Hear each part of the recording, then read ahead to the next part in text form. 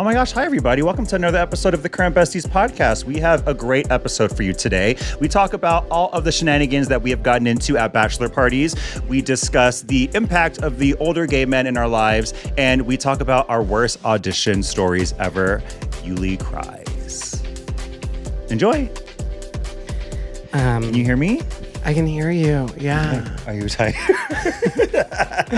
You know what? My New Year's resolution was to stop saying that I'm so tired, and How's that been going? not great. Okay. Not great. Okay. Because I'm so tired.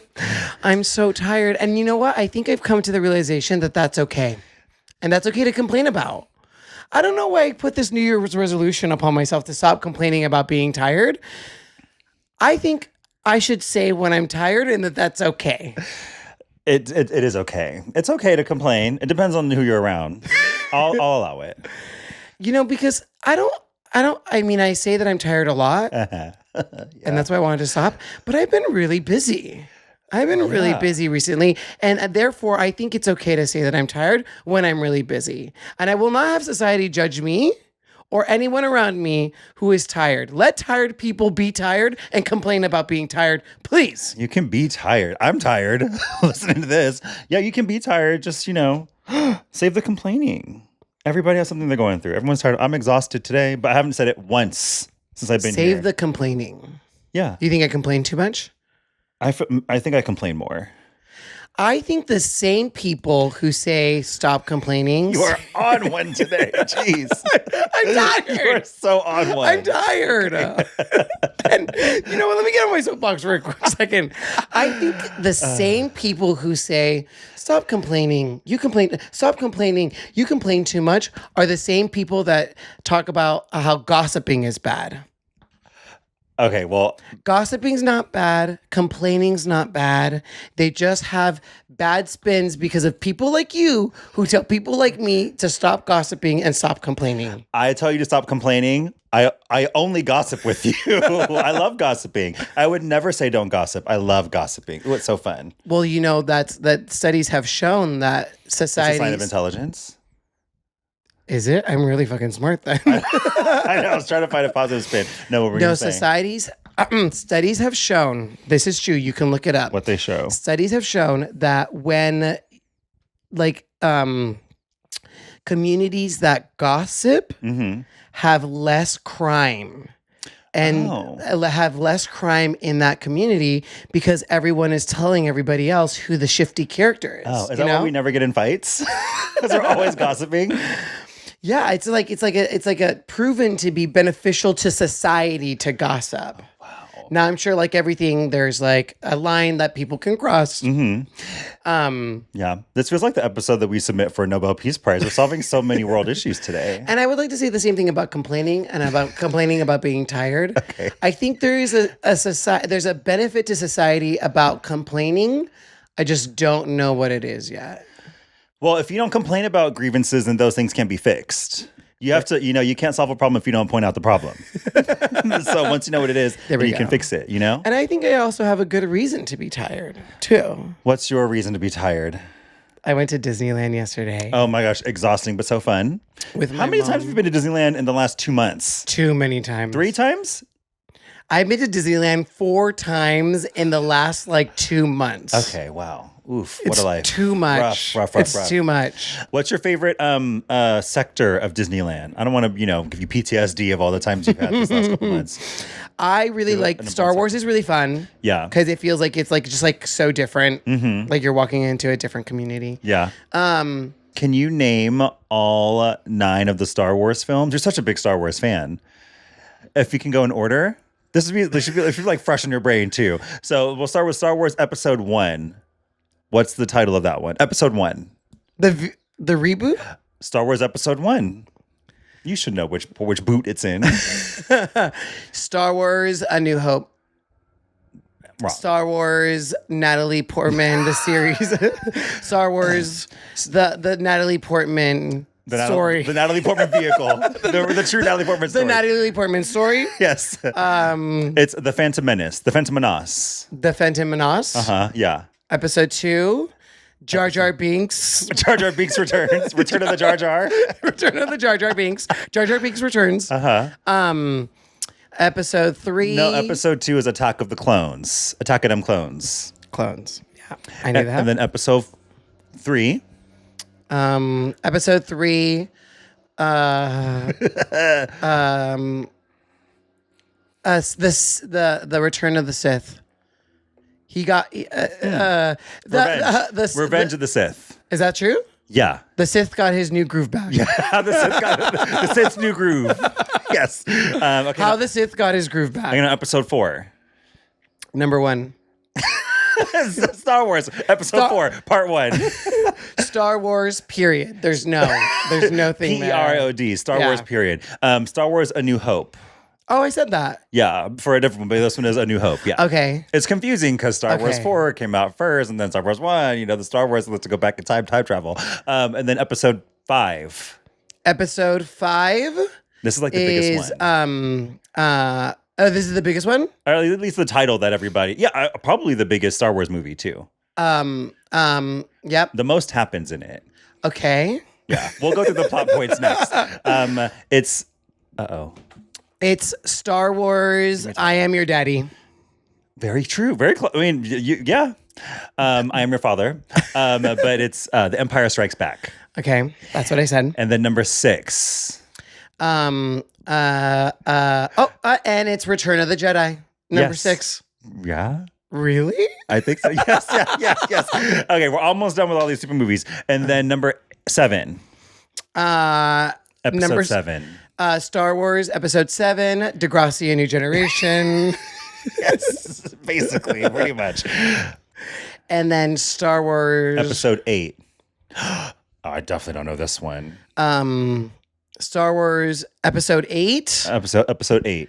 Star Wars Episode 8 is the Lena Dunham and Adam Driver story. The Lena Girls Part 2. Girls Part 2. Girls Trip. Oh my God, I have no idea what it's called. But the last one, it's episode 9. I know that one. That's The Rise of Skywalker. And that's what I was going to say. For the last one. And that's what I was going to say. Yeah, okay. And those are the Star Wars. Such a fan. No, Jose went with us. We went yesterday Who's Jose?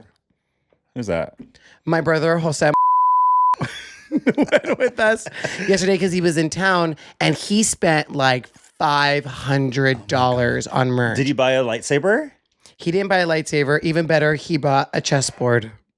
Like a Star Wars game chess set thing that you can only get at the parks. And that's the other thing about Disneyland. You can only get these items at Disneyland. There's certain merch that you can only get at Disneyland that are not sold anywhere else. Unless it's on eBay. Unless it's, somewhere like kind of the black market. I'm surprised you didn't get a lightsaber. Those look really cool. You go in there and then you like pick the, I think you pick the color the lightsaber is going to be, and then everyone like holds up at the same time.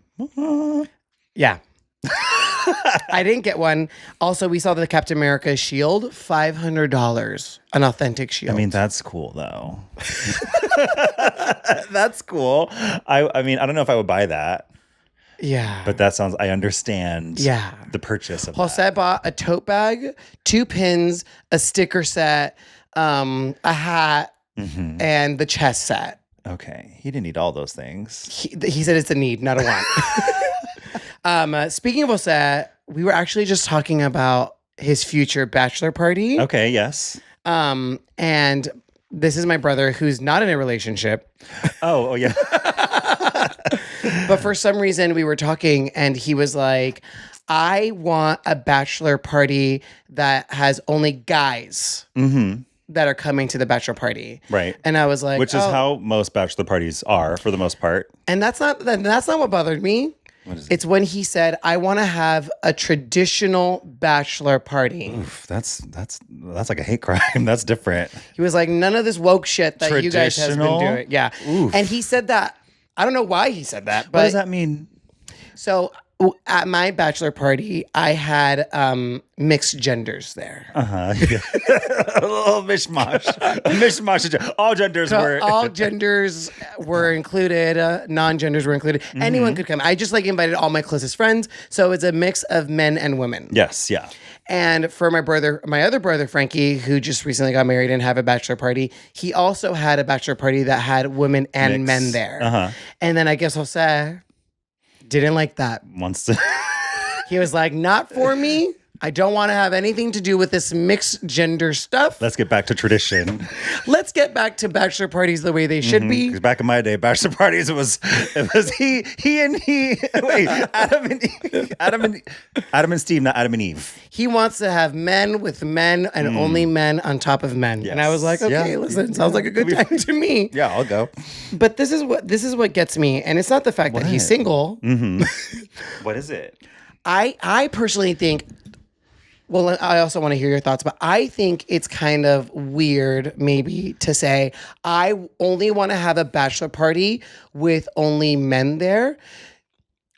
Only specifically because I know for a fact that his best friend, his closest and best friend is a woman. Yeah. So I feel like for me, and I can only speak for myself, but for me, the bachelor party occasion was like a weekend away with my closest friends to like send me off on my singledom, you know, like to like my last weekend being single with my friends, you know, and I didn't categorize them as men or women.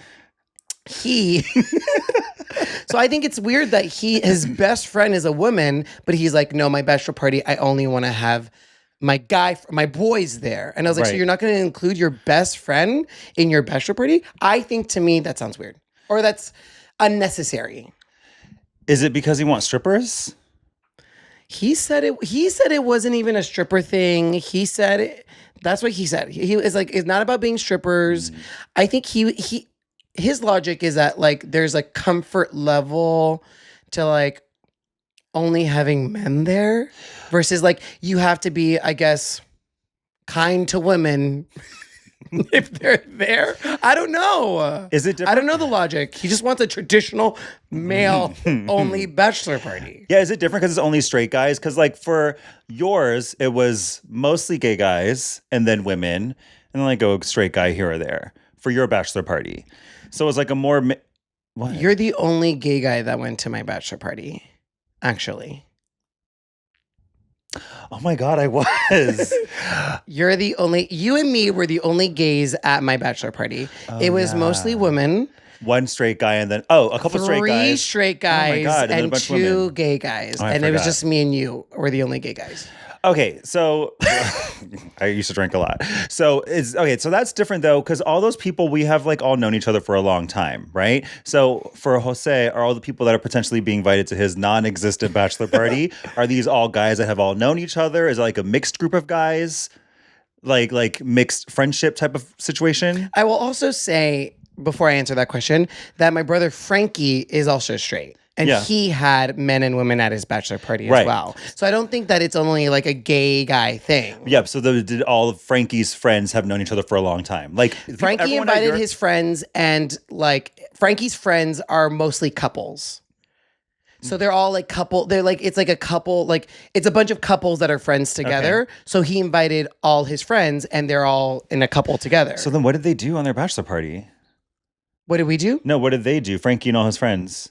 I was there. Yeah, no. Were there like strippers or anything? No strippers. So what did y'all do? Y'all couples, what did y'all do?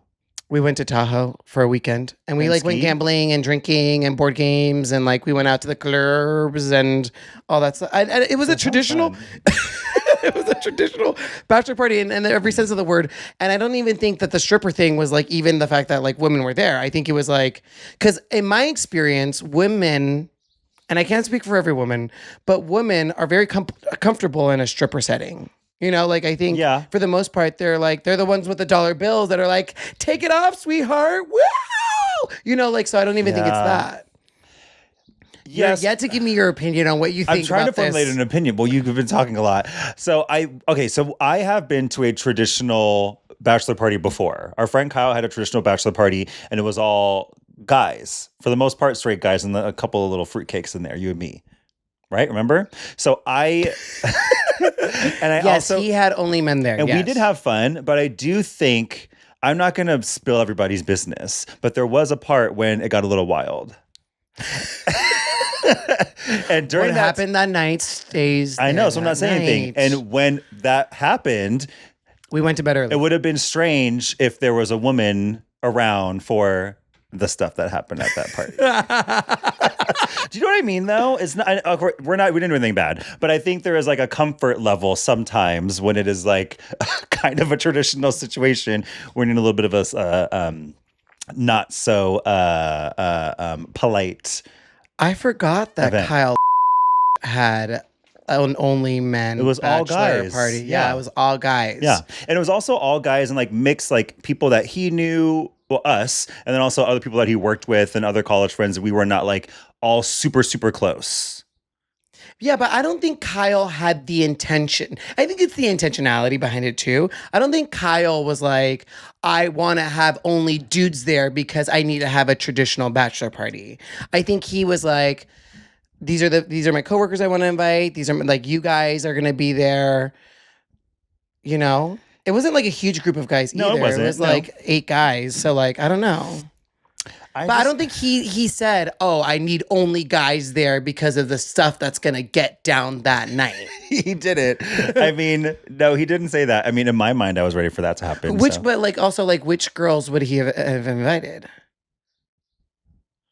Julie? His wife? I don't know. Yeah, I mean, I don't know. There's not a lot of close girlfriends. Okay, so it is different because Jose does have a girlfriend or has a friend that is a girl that's his best friend. His number one. That's where ride I or think die. that's like That's where it's a little tricky. It's not like it's not an ancillary female character in his life. It's the best friend. If anything, the bachelor party should be, first of all, she should be organizing the bachelor party, right? or me or Frankie, but yes. The best friend is forced to do the bachelor party. Yeah, or me or Frankie, his brothers. Yeah. Or her. Yeah, either way. So yes. So that makes it a little difficult because she should be involved and included in the whole storytelling. And the only reason I was able to kind of like see what he was saying was that we're about to go to Puerto Vallarta on a vacation with only men. Yes. Yeah. And a boy's we trip. didn't intentionally not invite our female friends. Speak for yourself. But we didn't invite them either. Yes, we didn't.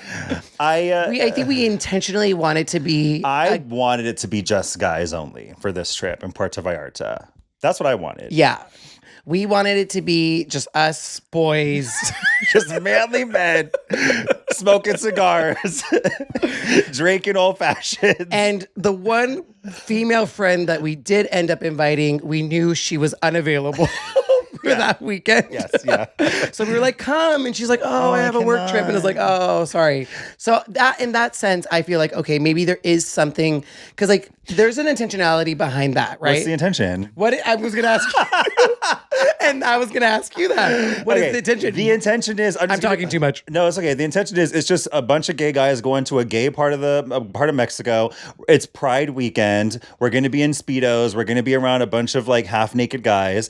And there is also a comfort when it's just like your people. I understand like there is what is it? I mean, like gay bar culture, right? So gay bars for gay guys, it is sort of like, or has been like a safe haven where you can just go and be loose and be yourself, because we do spend so much of our time buttoned up and like trying to assimilate into heteronormative ways of living our life, right? But then when we go to gay bars, we can put our nail polish on, let our hair down. So there is like an ease in how you are behaving when it's just your type of people in that environment. So I kind of wanted that.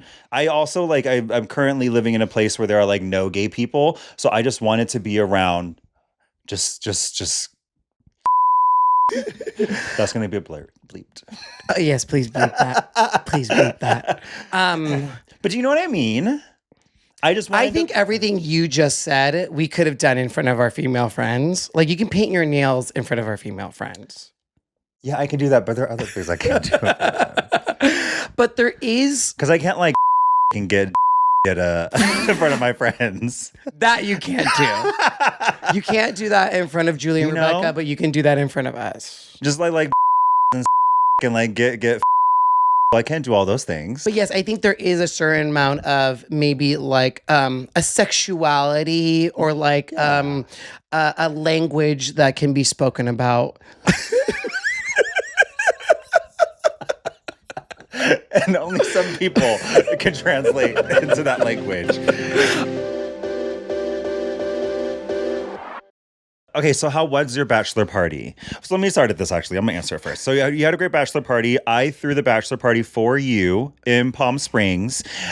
I will also say, like, usually bachelor parties, like, the person that plans it, they get, like, a little bit of time, right, to plan the party. Usually they'll cut, like, months. I think originally you did not want to have one. And then it turned into you were going to have a joint one. And then it was, Jazz, we're not doing a joint one. We're doing a just us and my friends thing. And it has to happen next month because the wedding is the month after that. So I had a month to plan a bachelor party, which was a lot. You want to talk about retired? Ooh, juggling everybody's like opinions and everything, but it ended up working out. We went to Palm Springs. Okay. Well, I think it's very interesting how... I just want to say, you are so combative today. I can't say one fucking thing without your goddamn like lip curling or your eyes rolling. I don't know what happened to you at Disneyland, but go back, please. It takes everything out of you. It takes the happiest place on earth. It just sucks the happiness out of you. That's why it's so happy. All your happiness is gone. You know what someone calls it? The Disney flu. Like after the day after Disney, where you're just like so tired and your body's so tired, and you just get in fights with everyone around you. You're just so angry. Jeez. Okay. Anyway, so go ahead and talk about the time I planned an entire party just around you. I just want to clarify the narrative. Clear it up. Can I clarify the narrative? Is that okay with you? Please clarify. Yes. And this is not in a combative way. I just want everyone that's listening and looking at this podcast to know the truth. Yes. So I can draw that face. The truth is that me and Ernesto were supposed to get married in 2022. Yes. Or 2020. 2020. And then we couldn't have our wedding that year because of the pandemic. Global pandemic, yeah. You remember that? Global pandemic, yeah. Yeah. So we had to postpone to 2021. Mm-hmm. And originally, we didn't think that... Originally, the plan when we had our wedding in 2020... like before the pandemic happened, we were going to have a joint bachelor party just to like get one weekend, really fun, whatever. And then the pandemic happened. We had to postpone everything 1 year. And also during that year, we weren't sure if we were going to have to postpone again or not. Or like, it was like, you were there during the pandemic, right? I was involved. Yeah, we all know how. Everything was in flux. Everything was in flux. Everything was People in the air. People needed to be flexible with things. Throw their way, right? Yes. That's what I was trying to get at. So when we decided to do a bachelor party, yes, it was very last minute, but I think it was because of circumstances around beyond anyone's control. Anyone's that was happening, and being like, "Is this a safe and smart thing to do?" Yes, but yes, you're right in the fact that we very last minute decided to do. I have my own bachelor party. He has his own bachelor party, and we gave you about 2 months to plan it. Less than that. I also the planning it is not that big of a deal. Like the ability to do it is fine. I guess I just don't like. It's challenging to coordinate for everybody's needs. Of course, you were the most important person, and I want to make sure you were getting everything that you wanted. But there are also different people and like different, they all have different needs too. So trying to coordinate with them, but want to make sure you're the one that's lifted up. And also, I'm going to. I want to have fun. Yeah. So it's just like a lot of coordinating that I respect people that are event planners and do all these things because it is a lot of work. It is a lot. And so I ended up at one point I was like, I'm just going to take executive control and decisions, and like this is just what we're gonna do. Wow, I did because I was like, because you take a long time to get everybody. Too many cooks in the kitchen. Too many cooks in the kitchen. Too long waiting for someone to weigh in on something. So I was like, I know you. I know what you'd like. You want an S&M themed bachelor party, which is I didn't say that that's what I wanted, but it was great. But it was fun. It was really great and fun. Yeah, I had a feeling. Yeah. So by S&M themed, it was just like. we just had a night when we went out in all black and like leathery dom type of outfits. It wasn't like super, super crazy. Yes. There were fun games. Yeah. The games were fun. The prizes were all like S&M like related. Yes. So there was really fun like gag gifts. A lot of thought was put into it. Thank you so much. Yeah. Yeah. It was a lot of fun. Yes. So did you enjoy your bachelor party? I had a great time. Okay, great. It was fun. Mm-hmm. It was fun. Yeah. It was co-ed. Yes, co-ed, yes. See, you can have an S&M themed bachelor party and make it co-ed. Yeah, it was a lot of fun. Palm Springs, loved it. There is a whole Palm Springs area. What do you think about like... Our Palm Springs era? What are you talking about? No, there were like bachelorette parties taking over gay clubs. Do you have a strong opinion about that? I think I do because we were a mixed gender bachelor party, and we did at one point we did a game where it's like, okay, we're all gonna go to this bar. You have a list of scavenger hunt things you have to do, and I thought, what a great fun game. And it's just gay guys and it's other gay guys around us. They were not having any of it. That's the one part where I was like, it was so well. We went to like the annoying club. We went to this one club which we shouldn't have went to, but we went and you have to like have a guy give you this or a girl give you this. get a number from a guy at the bar. The gay guys were not into any of it. I would ask for something, they would not care. You would, and it was just like not happening. The only people that gave us things and helped us out were the women in that bar. Well, were other bachelorette parties. Bachelorette parties, yes, yeah. Well, I think it's because the especially in like areas like Palm Springs, like I think the bachelorette parties have taken over. Bachelorette parties have taken over like the weekend, the culture there. Yeah. So like if you're local and you just like want to go out for a drink, and then every weekend, like a drunk bachelorette party comes up to you and it's like, oh my God, can you give me a kiss on the cheek for my to-do list? This is crazy, but I think, I guess. you know. Did your team win? I think your team won. I think I gave up. I was like, I'm uncomfortable. Also, Julie was on my team and she was like, she's a competitive girl. And so she was like, I think she was like going up to guys and they were like, no, we don't have to be a part of this. And she's like, come on, I'm gonna lose. Just give him your number. And I was like standing there like, him right there. Do you see him? It's his bachelor party. Can you just be nice for once? And I was like, Julie, calm it down. But what a good person to have on your team. Yeah, she yelled at me. She yelled at her friend Malia, being like, what are you doing today? Are you going to help out? Are you going to help out or what? We're losing. I love Julie. I think you guys won because I think I bowed out pretty early on, being like, this is not for me. No, it's okay. It's okay. Yeah, I had fun. I had a great time. It's a hard pivot. I was thinking about this yesterday because I was talking to my mom about this. Do you have any when you were younger, any like gay men that were older than you that were like influential or instrumental in just like, I guess like how you viewed yourself or just like things in your life? Like, were there any gay guys like when you were young when you were like young and closeted that you noticed like, oh, there's like a peek into what this life could be, or they like imparted wisdom upon you? You were talking to your mom about this? Yeah, because we were talking about this when I was younger. Her coworker, his name was Mr. Winston, and even as a young kid, I was like, oh, he's I know I can tell a gay guy a mile away. But I was probably like elementary school or something, and very, very kind, very sweet. And I remember probably during my childhood, the gayest thing I ever did. Mr. Winston brought my mom, my sister, and I to go watch the premiere of Titanic at a classy bougie like dinner theater with crystal like glasses, and it was like we were on like the dining room that was sinking on the Titanic. It was so gorgeous, like people like in suit like dressed up waiters like giving you food and stuff. So we were having this beautiful like dinner while watching Titanic for the first time. I would never forget that. Like the gayest thing I've ever did as a kid. And so that was just like, he taught me like opulence and the finer things. And I remember being like, this is really fun. Someone real in your life. Yes. Yeah. So that was really cool. And then he had a husband. And so I would just like hear like stories about like them together. And so that was the first time I got to see like gay guys that were older than me and like what life could be, I guess. In real life, my dad had a gay cousin and we would go over to his place because in his like apartment complex, they had a pool. Mm-hmm. So we would go over and we would go to the pool all day. And then like him and his partner, boyfriend or husband, I don't know, would make us dinner and we would like eat dinner and stuff like that. But I never actually clocked it. Oh, really? I never clocked it. How old were you? I think it was like 6, 7, oh, so 8. really little, yeah. Yeah, I have memories of like him and his partner and going to the pool, but I don't remember being like, and this is a gay couple. No, I was too young. Yeah. And then later I'd be like, my mom would be like, oh yeah, your dad's gay cousin. And I'm like, who? Yeah. And she was like, Renee. And I'm like, her right there. I'm like, wait, what? And it's like, yeah, that's not his roommate. Wow. Yeah. And I was like, oh, that makes more sense. Yeah. And then all of the puzzle pieces started clicking. Yeah. And then like, oh yeah, I guess they were gay. Uh-huh. And then what else? But no one in my real life My mom had a lesbian coworker when we were younger that were like kind of punk rock and cool. What do you mean punk rock? They would like come over and they had like piercings and tattoos and leather jackets. Actually punk rock. Okay, yeah.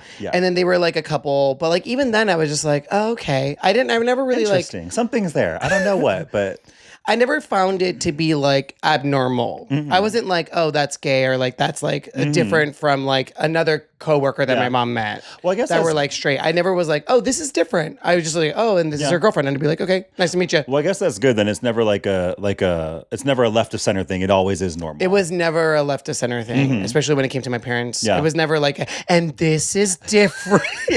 This right here is not like this. Yeah, and do you understand why this is different? Because it's two women or two men. It was always just like, oh yeah, this is her girlfriend, and it'd be like, okay, it is what it is. Yeah, I guess that's the way that it should be. Yeah, it was never presented as anything other than like normal. So I was like, okay. Yeah, I did have a professor in college during the musical Oklahoma. So we were in college. We were in this musical called Oklahoma. On the day that I'm tired and then I'm pissed, you're gonna bring up Oklahoma. Yeah. So when we were in college, everybody listening, we were a musical theater. We did musicals together, right? A lot of us were in like these shows. And so the biggest show that our school has ever done was Oklahoma.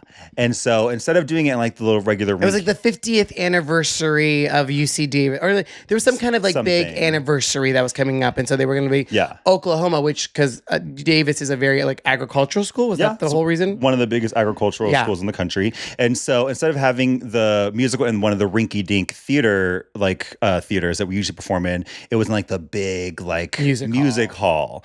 And so myself and all of my friends auditioned for, everyone I knew auditioned for it. And most of us got into it. I couldn't do it because I was on the track team at the time. So I was like, and the director was like, "Oh, I want you to be in the show. You should be in the show. I want you here so badly." I was like, "I can't. I have commitments." And so I was the assistant director during that show, assistant to the director for that show. How about you? Wow. I didn't get into the show. And to this day, one of the worst auditions that I've ever had and have ever had to experience. I'm sorry that my story is tied to this, but it's necessary. Sorry. You know what? It's on me. Ultimately, it's on me. It's on you. Yes. What did you sing in your audition? Shapoopy. From what? What's Shapoopy from? So it's from the Music Man. Okay, yeah. And Can you give me a little bit of it? I think it goes, shapoopy, la dee dee dee. I don't remember it. But anyways, he says shapoopy a lot. Yeah. And also Oklahoma was not a musical that I was familiar with. I was just like, my parents weren't musical theater people. I didn't go up. Like I had never seen a musical in my life, but I knew like in high school and in college I was really into it. So I was also like fresh into like musicals, you know? It was newer, It was newer, and the ones that I was into was more like the recent musicals, like Spring Awakening, Rant, like Avenue Q. Yeah. So when Oklahoma gets like dropped as Rodgers like and Hammerstein's from like 50, 60 years ago. Exactly. Yeah. My parents weren't listening to that. Right. So then when Oklahoma gets announced as the big musical of the year, I didn't know where to start. I don't like usually for these auditions, you have to audition with a song that's similar to the musical. But not the actual musical itself. Not songs from the actual musical, but similar to the musical. So yeah, you had your audition. I go in underprepared. I'm nervous. I'm singing the song. I'm like not doing the words. I'm singing it bad. I'm off cue. Yeah. And the director who had seen my work the previous year in You're a Good Man, Charlie Brown, and was like, "Weren't you in A Good Man, Charlie Brown?" She's like, in the middle of the song, she's like, "I'm going to stop you right there." She's also, just to paint a picture of this director, from New York, was in the original touring of Chicago, a very probably my favorite professor we had when we were in college. Very skilled, very no BS, like an intense, a straight shooter, an intense New York energy. All with love, but definitely a straight shooter for sure. Yes, Yeah. all with love, all with like wanting you to be the best that you can be, but like is not going to sugarcoat anything. Right. Yeah. She said, I'm singing Shapoopy. She's like, and I'm going to stop you right there. I'm going to stop you right there. Weren't you Linus? Weren't you just in that show? Weren't you Linus in a You're a Good Man, Charlie Brown? And I was like, yes, I was. Yeah. And also to paint a bigger picture, rave reviews of my Linus in You're a Good Man, Charlie Brown. You did a very good job. Amazing job in You're a Good Man, Charlie Brown. So she's like, didn't you know how to sing, right? And then damn, she's you like, fell off. It was my Britney Spears, you know, where she has her comeback. And give me more at the VMAs. It was a train wreck. Oh my God. And she's like, okay, that's what I thought. Let's try it again. Okay. I do the song again. She again says, and I'm going to stop you right there. And I'm going to stop you right there. Let's do a song for a good man, Charlie Brown. Let's sing something that you actually know. I'm sorry. I'm like, I'm so sorry. let's sing a song from something that you can actually sing. And so then I'm like, I think I sing a cappella. And then the audition is finally over. Longest, I think it was maybe like 5 minutes in the room. Felt like an hour. Felt like an eternity. I'm sure, yeah. I'm leaving. I'm like, what the hell just happened to me? Yeah. I walk to the theater department. I walk into the theater department. Everyone's getting ready for their audition. Yes. I see Christina. She's like, oh my God, how did it go? I break down. Yeah. I start crying. I'm like, worst audition. And she's like, no, I'm sure it's not as bad as you think. I'm sure it's not. I was like, no, it was. Yeah. I didn't get into the musical. Yeah. I definitely learned a lot from the experience and like had grown from it. Yeah. That's all I'm going to say. Yeah. If we're not growing, we're not changing. And if we're not changing, we're not growing. We're not growing. I grew a lot during Oklahoma. So I got to be the assistant to the director. So the woman that crushed your dreams, I didn't work for her. The guy who was a choreographer, I was his assistant. So what I was doing was like taking notes for people, whatever, like helping and giving notes to people. Great experience. Learned a lot. But what I think I took the most from it, honestly, was while we were in that show, there was a time where I like ended up like having sex for the first time with a guy that I met at some point while I was on that show, right? And so I was so excited about it because it never happened before. That was your first time with a guy? First time. Ever? Yeah. Oh, that's right. Yeah. I just told you last week that I have never done that before. Oh, that's right. First time ever during... Yeah. Got my V card. A life-changing experience for the both of us. For all of us. For all of us, yes. And so I was so excited. I went to rehearsal the next day, of course, like beaming, glowing. Everyone's like, you look different today. I was like, you don't even fucking know what just happened to me yesterday. And then the choreographer who I was assisting was like an older gay man. Flamboyant, loved him. He was just like a fucking bitch. Like the sassy gay guy that we all love. So great, so funny. And I remember I was like talking to one person about what I did that night before. And then he very seriously was like, let me talk to you for a second. I was like, oh, wow, you're going to tell me I did a good job or something or whatever. And he was like, I'm going to tell you this. I know you're having a great time. I know that was probably fun, but I just want to tell you, I grew up during the 70s and the 80s. There was a time for me where I unfortunately saw all my friends pass away. I saw so many bad things happen during the AIDS epidemic. This is really fun for you. I want you to be safe.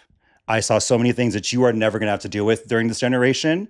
And I just wanted to make sure that you are always careful when you're doing this because it was very challenging for me, very difficult for myself and my friends to live through what we went through. And it stuck with me so much because I was expecting like a Kiki, but he was like, I didn't have anyone that was like telling me, have safe sex or be safe and responsible as like an older gay man. So that was like the only older gay man that probably have like imparted that wisdom on me because he lived through something that we have never gone through and will never go through anymore. So that's probably the most important thing I took from that. It sticks with me because he was like, what we went through should never happen again. And you have no idea what happened. So, I mean, and we talked a lot after that about like what he saw and like what he was seeing in the newspapers. And it was just so shocking to us. It was like young college kids. So to hear what they went through was really, really impactful. So that's where like, that was back to like the story of what I was bringing up was like, there are a few like older gay guys that like had said things or done things that were like very influential on like who I am. And so I think that was one of them. So yeah, so I'm really happy like got to be in that show and I got to meet him and he said that to me. Yeah. Wow. Mm-hmm. That's where the story was going from the beginning. Yeah, that's where I was going. You know, I was trying to land the plane. Shit. There was a Spanish teacher in high school that I kind of had a crush on. Mm-hmm. And so in my senior year, I wanted to like be his TA. Yeah. So I was like, "Oh, do you think I can be your TA for like fourth period?" Mm-hmm. Which I just like went into his office and like I would help him grade papers and like, what was his do name? things. Senor I forget his Senor Lopez. I forget his name. Gonzalez Lopez. He was an Hispanic man. I forget his name. Okay. I probably shouldn't say it out loud. Yeah. Anyways. Yeah. But he was like a young Hispanic, like gay guy who taught Spanish. Mm-hmm. And I was like, ooh, Mm-hmm. I have a little crush on you. Yeah. Anyways, there was one time he also shared an office with another Spanish teacher who also happened to be gay. Oh, okay, yeah. I also forget his name, but he was a little bit more flamboyant, a little bit more like funny and flamboyant. Mm-hmm. And so they shared an office, and I was like their TA, and blah blah blah. And then I remember them talking to each other. Because also no one said they were gay. Yeah. No one talked. Like, obviously, as teachers, they're not going to be like, "Hi, I'm Senor Lopez. I'm gay." Yeah. So they weren't saying they're gay. They didn't say, I never told them that I was gay. But it's all implied. But it was a mutual understanding. And so anyways, we're all in like the office and like it's the two of them, which I actually think Spanish teachers and gay, like that's a coincidence. Mm-hmm. Yeah, of course. Maybe a lot of Spanish teachers are gay. Apparently. But we're sitting there and they're talking amongst each other and then they say twink. They're like something twink. Twink. And then and I think the more flamboyant one, the one that I wasn't the TA of, he's like, I haven't been called that in a long time. Oh wow. And then I said, what does twink mean? In my senior year, which I actually didn't know. Of course, yeah, I don't know. That's why I was in college. Yeah, I actually didn't know, and I was like, "What does twink mean, you guys?" Yeah, you gentlemen. Yeah, very fair question. They're laughing. I wanted to be in part of the joke, and they were like, "You'll understand when you get older." Okay. And I said, "Okay, sounds good." They're like you'll definitely know. You don't have to ask nobody. You'll find out. Yeah. Listen, sweetheart, let me tell you one thing I know about you. Yeah. You're going to do good things. You're going to do great things in your life, and you're going to find out what twink means. You find out when you buy your first pair of heels what a twink is. Oh my God, that's funny. Don't you worry. When you step foot in that college, you'll find out right away. Oh my God. Another hard pivot. I love hard pivots. I also haven't been cast in a musical once. Can we soften your story a little bit? Wait, you also auditioned for a musical and didn't get cast? Yeah, it happened once. In high school? In college. What musical did you audition? You never bring this up. Do I know this? Maybe. Spring Awakening. No, I wasn't there for that one. It was I don't think it was a musical. It was a play that had music elements. So the school we went to, every like quarter there would be like, they would call it the Granada Artist in Residence, which would be like for all intents and purposes, an artsy-fartsy professor that would do like an avant-garde type of show, not like a fun musical. A lot of like movement, yes, a lot of like, and now you're a lion. Yes. But it was like part of the show. Yeah, script made no sense. Yes. And very so absurdist. I auditioned for one of those, and then I forgot what it was called. It was the water play is what we called it. The one about water. Remember, it was on the one about water. Something about water. Christina was the lead. Yeah, I think so. Yes. Yeah. I don't remember the name, but I remember her being the lead in that. The guy who was directing it, I picked a song which I actually think was like a good song for. I chose "The River Won't Flow" from like Songs from a New World, which is like perfect for my register. Like actually about water. And that's staying on theme. Yes, I'm on theme. Also, like the song is kind of like not like super edgy, but like a little bit like fun, like New Orleans jazzy type of vibe to it, right? So I sing the song, and then I remember I finished the song, and he just looks at me, and he was just like, "You like to sing, don't you?" And I was like, "Yeah." In a bad way or in a good way? To this day, I don't know. I don't think it was a good way. He's like, "You like to sing. Wow. You like to try to sing, huh? Yeah. That's what it felt like. You like to me. singing, huh? You like singing, huh? Were you supposed to sing during the audition? Yeah. So what a weird thing to say. Yeah, it was like a monologue and also a sing. Oh, okay. A song. So I did both. I thought I knocked it out of the park, but I guess not. And then I did get a call back, but I didn't get involved in the show. Oh, but I'll never forget that. I was like, I feel like you're being condescending and rude right now to me. He also was known for being a condescending and rude director, right? Yeah, Exhibit A. Yeah, apparently. Yeah, I will say, just to take the full story, like just to like tell people that I wasn't this train wreck all throughout college. My senior year, okay, because Oklahoma happened my junior year. Yes, my senior year. My sophomore year, Oklahoma happened. No, Yeah. no, it was it was like my super senior year actually. No. No, it was my senior year. No, it was my junior year. It was your junior year. Yep. It was my sophomore year. Yep. So that was pretty early on in my like trajectory at UC Davis. Mhm. By senior year, I will say that there were 3 shows auditioning at the same time. I'm going to stop you. It was your freshman year. It was still my sophomore year. I remember the apartment that I was in when I hooked up with that guy. And it was the apartment I lived in during sophomore year. No. Yes. Oh, it was freshman year. It was your freshman year. It was the end of my freshman year, and then It was the end. but it was going to be it was going to be the musical for my sophomore year. No, it happened in the springtime. No, we did You're a Good Man, Charlie Brown in the springtime. No, we did that in the winter. We did it in the winter because we came back from winter break. We came back from winter break and we auditioned for You're a Good Man, Charlie Brown. That's when we met. It was during the winter. And then friendship happened. And then during the springtime was when they did Oklahoma. I think you're wrong. And it happened. I think we auditioned at the end of my freshman year, and then it was for the musical next year. They didn't pump out that musical in a couple months. No, it was during that time. I hooked up with that guy in that apartment. And it was the apartment that I lived in during my sophomore year. And it was during track and field season, which is famously during You lived spring. in that apartment for like 2 years in a row. 3 years in a row. I lived there for 2 years. Either way, this is going to get edited out. Either way, what I'm saying, it was early on in my college trajectory. Mm-hmm. By my senior year, I had auditioned for 3 different plays, a musical, a play, and like another play. And all 3 directors were fighting with me to be in their shows. That's all I'm going to say. Wait, that's all you're going to say? You're going to tell me the shows that they were And in. then I got to pick which show I wanted to be in. Because I was like, there was a bidding war? There was a bidding war. Netflix and They were all Paramount like, Plus? yeah, there was a bidding war. And they were like, and then I was like, okay, Yuli, you have to pick. You have to choose which one you want to be. Because they You to yourself in the mirror. Yuli, and now's the time. Because they all want you. Who wanted you? What were the shows? I think it was that same director. Spelling Bee wanted you, right? Well, Spelling Bee also wanted me, but that was over the summer. This was during the school year. Okay. I ended up being a very sought after. Tell me, what were the musicals that wanted you? It was Tommy. Yes. It was Tommy the Musicale. Uh-huh. And then it was the Studio 301 show, I think. Okay. Which I forget. Play? Musical.